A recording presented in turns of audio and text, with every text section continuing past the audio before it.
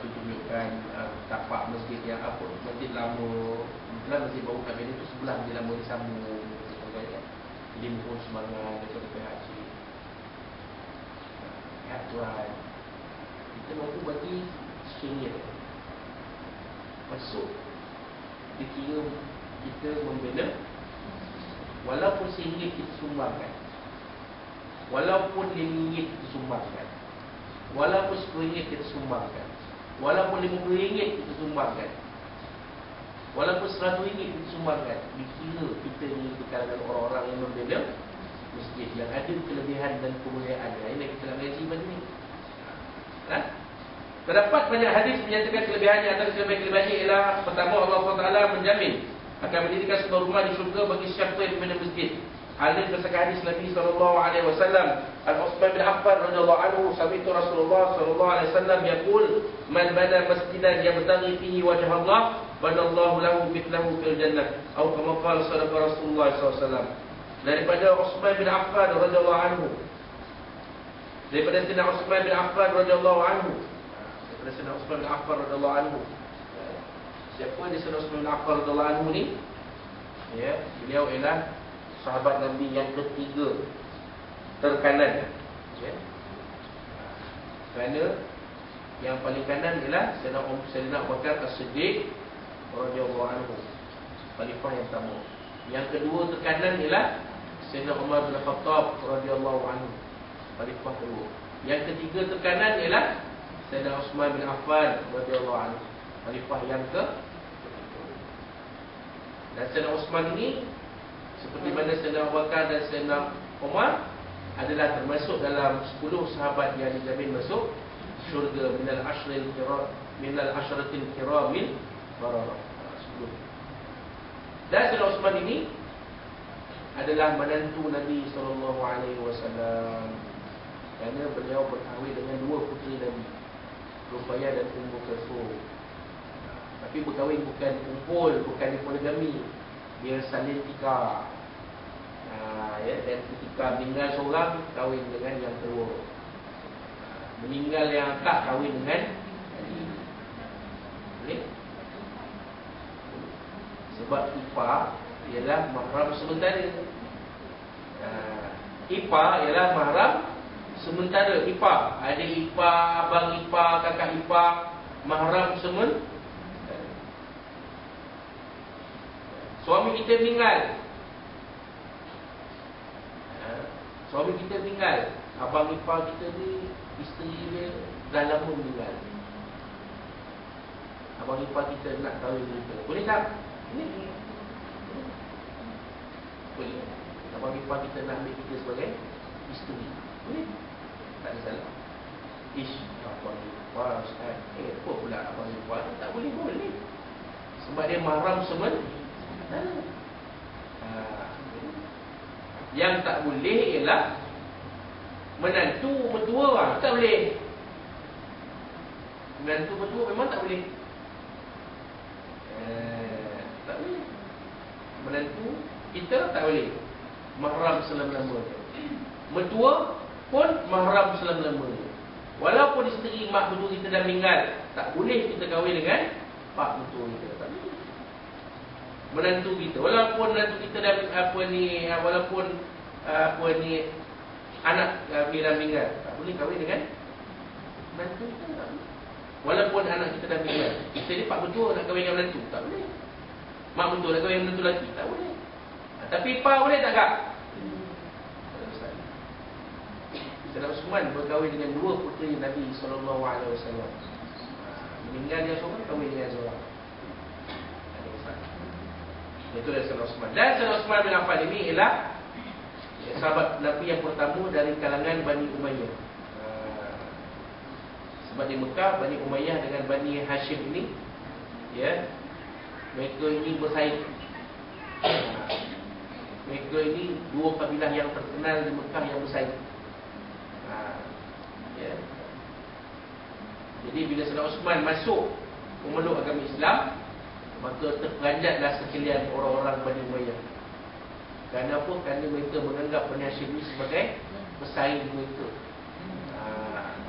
Jadi Jadi mereka sangat marah apabila Sayyidina Uthman masuk memeluk agama Islam, kerana mereka mengatakan Sayyidina Uthman menjual maruah Bani Umayyah kepada Bani Hashim. Itu dia.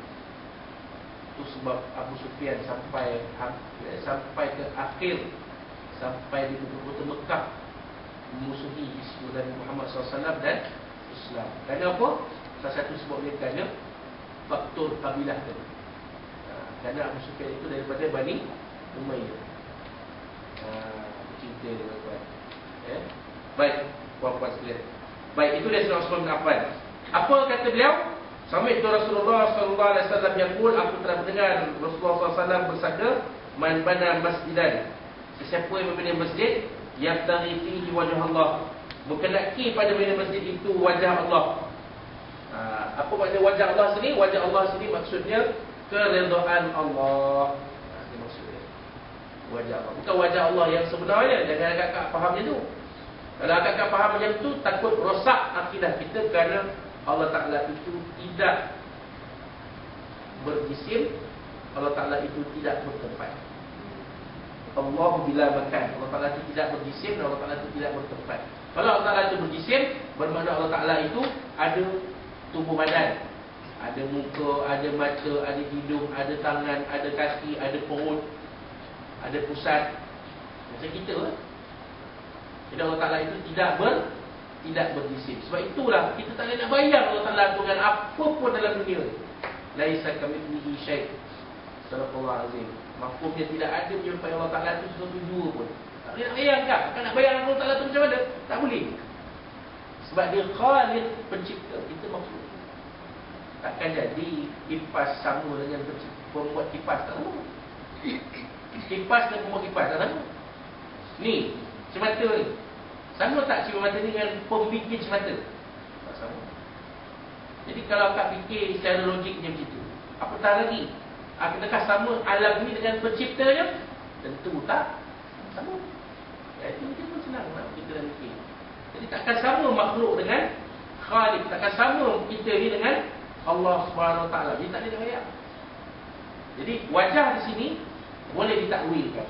Maksudnya ialah ulama mentakwilkan keredaan Allah SWT. Siapa bina masjid mengharapkan membina masjid itu mendapat keredaan Allah, kata Nabi SAW, banallahu lahu mithlahu fil jannah. Allah Ta'ala akan bina untuk sebuah masjid seperti itu di dalam syurga. Allah Ta'ala akan bina dalam syurga esok masjid untuk itu.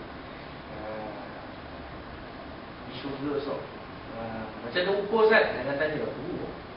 Sampai masuk syurga esok, tengoklah macam ada ukur besar masjid, berapa tingkat, ada skeleton letak, ada aircon letak. Dalam syurga tak payah beli aircon. Aircon dah sini ada letak. Semua senyaman-nyaman dia, tak payah kontrol-kontrol lah. Kalau pergi hotel kan, aircon tu ada kontrol temperature kan. Tak payah. Allah Ta'ala yang kontrol suhu apa hawa dalam syurga tu.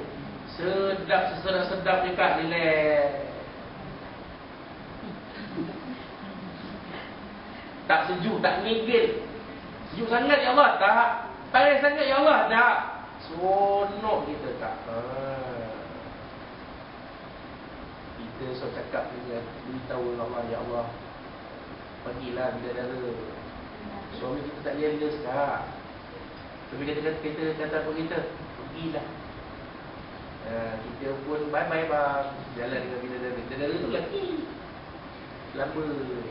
Suami kita pun macam tu kak. Dia pun cari bidadari pula.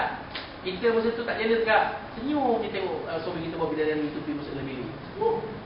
Ini dalam syurga. Tidak ada cemburu lah masa tu. Dalam dunia jangan kak. I tak rela ustaz. Kalau suami I sebut je, I perambat je ustaz. Itu dalam dunia di syurga tu. Beribu pun bidadari tu, suami kita punya, sebab dalam syurga tak ada apa. Cemburu pun tak ada, jealous pun tak ada, geram pun tak ada, marah pun tak ada. Seronok. Dapat masjid, tak komplain kalau taklah. Sebab cantik, tak tergambar kecantikan Kan? Tidak ada penghuni syurga yang akan komplain kepada Allah Subhanahu wa Ta'ala. Air tak sedap. Bukan ada kita kak, beri kenduri tak sedap ni kita komplain dengan kita. Apa ni? Nasi tak masak. Apa ni? Nasi tak sedap. Apa ni? Lauk tak sedap. Apa ni? Lauk macam dah recycle semalam. Tak ada.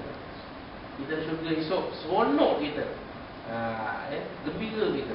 Jadi inilah yang Nabi sebut. Siapa yang ke dunia daripada masjid kerana nak syed kepada Allah, dia akan dapat sebuah masjid seperti itu di dalam syurga. Kerana nakkan kepada Allah bina masjid. Bukan kita nak nama. Jadi akak bila akak tulis, akak diminta tulis oleh pemungut derma tu, tulis nama cik, tulis yang nama akak, Rosna binti Kasir. Itu nama YB tu. Midah binti Osman. Itu pun YB dulu. Tulis kan Kak Hamidah binti Osman, RM10. Tulis lah, tak apa. Jangan RM10 hamba Allah. Inilah satu bentuk riak sebenarnya tu. Tak puan-puan sekalian. Tulis je nama, tak apa. Lain kalau tak bagi 10 juta, boleh tulis hamba Allah. Kan macam kita tengok satu ketika dulu ada apa derma dalam TV tu, apa teleton apa nama tu, apa dia? Derma ton apa nama? Tonton lah derma. Dia tulis dekat TV tu berjalan tulis kan. Jalan dulu Ahmad RM5, Ali RM10, hamba Allah RM1. Kalau saya ni saya nak cari hamba Allah jadi perlu. Sungguh. Kau bagi RM1 kau tulis hamba Allah. Macam seolah-olah mempersendakan ketulusan dan keikhlasan. Dia malu bagi RM1 tu dia tulis hamba Allah. Tak payah tulis lah. Tulis nama dia Rosli RM1. Orang tahu lah kita mampu RM1. Tapi lain kalau tulis, kalau bagi 10 juta, hamba Allah 10 juta. Tak tahu. Ni bagi RM1 hamba Allah. Akak tulis yang nama kak. Kan? Minah Debab.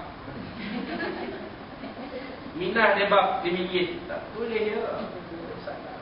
Sebab yang mengetahui nawaitu kita hanya Allah Subhanahu wa Ta'ala. Yang penting nawaitu kita. Kan? Nawaitu kita tu yang penting. Yang penting kita nak menerima tu masjid ni kerana nak cari keredaan Allah, bukan kita nak cari nama. Tu kalau macam kita sedekah masjid tu macam mana? Sedekah masjid dia. Macam kita masuk tahun dia. Itu macam mana beza dia? Beza ni itu sedekah yang ada pahala. Yang ni sedekah untuk membina masjid. Itu menyumbang untuk membina masjid. Macam Makak Sudin, itu sedekah untuk tabung masjid. Dia dua perkara yang berbeza. Sedekah untuk tabung masjid ada pahalanya. Yang Nabi beritahukan pahala dia tu dalam Quran tersebut. Matalul ladzina yunfiquna amwalahum fi sabilillah kamathali habbatin ambatat sab'a sanabil fi kulli subutin mi'atu habbah, kan. Maknanya kalau kita derma untuk jalan kepada jalan Allah, kalau kita derma untuk jalan Allah, pahala dia boleh naik sampai 700 kali ganda. Kan? Tapi berderma untuk membina masjid, kalau kita ikhlas kerana Allah, kerana mengharapkan kerana Allah, kita akan dapat sebuah masjid di dalam syurga.